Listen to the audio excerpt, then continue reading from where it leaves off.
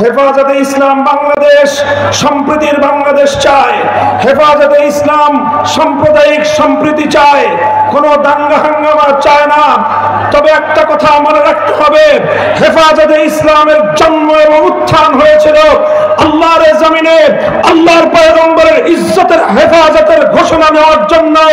আল্লাহর পয়গম্বরের ইজ্জতের উপর আক্রমণকারী, আমার নবীর উপর কটূক্তিকারীর জন্য সর্বোচ্চ শাস্তির মৃত্যুদণ্ডের আইন তৈরির দাবি নিয়ে আমরা বলতে চাই, এই বাংলাদেশে আমার নবীকে নিয়ে আর কোন কটূক্তিকারীকে আমরা দেখতে চাই না।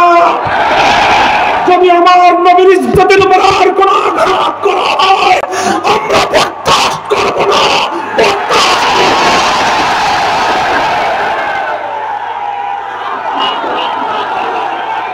হেফাজতে ইসলাম বাংলাদেশ বাংলাদেশের সবচেয়ে বেশি মজলুম সংগঠন। বিরোধী দল হিসেবে বিএনপি নির্যাতনের শিকার হয়েছে, জামায়াতে ইসলামী বাংলাদেশ নির্যাতনের শিকার হয়েছে, হেফাজতে ইসলাম বাংলাদেশ 13 সালে গণহত্যার শিকার হয়েছে, 21 সালেও গণহত্যার শিকার হয়েছে হেফাজতে ইসলাম বাংলাদেশ। 13 সালে আমার শহীদদের হত্যাকাণ্ডের বিচার চাই, 21 সালের আমার শহীদদের হত্যাকাণ্ডের বিচার চাই। শেখ হাসিনাকে ধরে এনে, তার খুনি মন্ত্রিসভার সদস্যদেরকে ধরে এনে বাংলার মাটিতে বিচার কায়েম করতে হবে।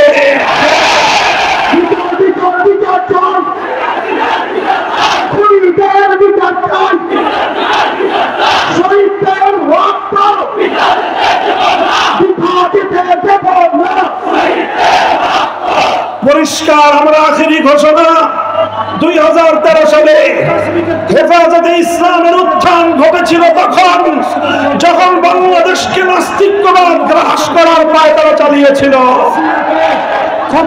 শাহবাগী চেতনার নামে আমার বাংলাদেশের নতুন প্রজন্মকে যখন নাস্তিক বানাবার ষড়যন্ত্র হয়েছিল, হেফাজত রক্ত দিয়েছে, জীবন দিয়েছে এদেশ থেকে নাস্তিক্যবাদকে রুখে দেওয়ার জন্য।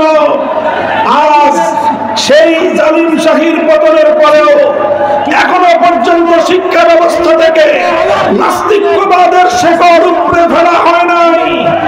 আমরা দেখছি, আমরা যৌক্তিক সময় নিতে চাই, কিন্তু অন্তর্বর্তীকালীন সরকার না তত্ত্বাবধায়ক সরকার, এই বাহানা দিয়ে আমাদের এই দাবি পূরণে বেশি কাল ক্ষেপণ করা যাবে না। আগামী শিক্ষাবর্ষের আগে জাতীয় শিক্ষা সিলেবাস থেকে নাস্তিক্যবাদের সকল শেকড় উপড়ে ফেলতে হবে। আর যদি সেটা না করেন, হেফাজতে ইসলামের মঞ্চ থেকে ঘোষণা করছি, আগামী 2025 সালের 1 জানুয়ারি হেফাজতে ইসলাম নতুন পাঠ্যসূচি বাংলাদেশের কোন শিক্ষা প্রতিষ্ঠানে কার্যকর হতে দেবে না। আমরা আমাদের সকল শহীদদের হত্যাকাণ্ডের বিচার চাই। আর একটা কথা বলে শেষ করছি, আমাদের আমির মরহুম আল্লামা মাহমুদ শফি রহমতুল্লাহ আলাইকে বিগত সরকার এবং তার প্রশ্রয়ে ষড়যন্ত্রকারীরা আমার ধারণা মতে হত্যা করেছে, এবং হত্যা করে তার দায় আমাদের আমির মরহুম আল্লামা জুনায়েদ বাবুনগরীর উপর চাপাবার অপচেষ্টা চালিয়েছে। এরপরে আমাদের মরহুম মহাসচিব আল্লামা নূর হোসেন কাসেমীকে ষড়যন্ত্রমূলকভাবে তারা হত্যা করেছে।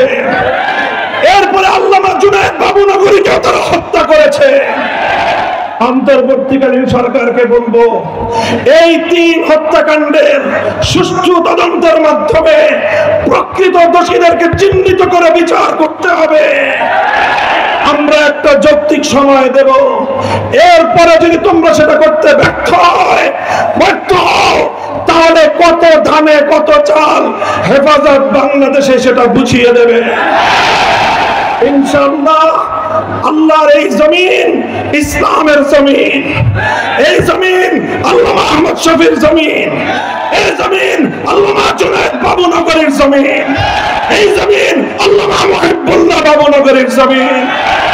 হেফাজতে ইসলামকে মাইনাস করে বাংলাদেশ অতীতেও ভালো চলে নাই, আজও ভালো চলতে পারবে না, ভবিষ্যতেও ভালো চলতে পারবে না। হেফাজতের সাথে আছেন তো, থাকবেন তো, নাম ঝরাতে হলে দিবেন তো, রাতের অন্ধকারে অশ্রু ঝরাবেন তো, প্রয়োজনে আবার স্বপ্ন চত্বরে গিয়ে বুকের রক্ত খাওয়া দেবেন ইনশাআল্লাহ। শাহাদাতের সিঁড়ি বেয়ে কালেমার ঝান্ডা বাংলাদেশে পথ উড্ডীন হবে। সেদিনের সেই সংগ্রামী সালাম অভিবাদন জানিয়ে শেষ করলাম। ও আখিরু দাওয়ানা আলহামদুলিল্লাহি রাব্বিল আলামিন। হেফাজতে ইসলাম বাংলাদেশ জিন্দাবাদ, বাংলাদেশ জিন্দাবাদ। নাসরুম মিনাল্লাহি ওয়া ফাতহুন করিম।